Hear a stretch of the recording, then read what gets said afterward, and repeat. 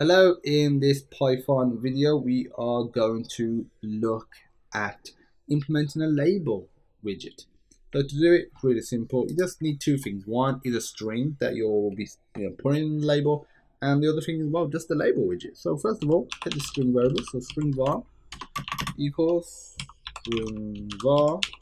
Obviously it's case sensitive, that's the reason I can name it string var, and the actual object is called string var.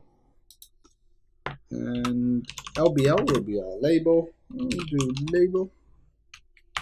Window is what we're drawing to. Next, we specify the actual text variable equals string var. And now we need to do string var dot set. So we set the string here. So this allows us to modify it wherever, and it'll just update it. Pretty cool. Label text lbl.pack, so let's wrap it all up and run it, and there we go, we got a label. I know it looks very simple, but obviously once you start combining these UI elements and creating some like amazing interfaces with everything that you've learned. That's it. Thanks for watching. If you have any questions, feel free to reach out, and as usual, I look forward to seeing you in the next video.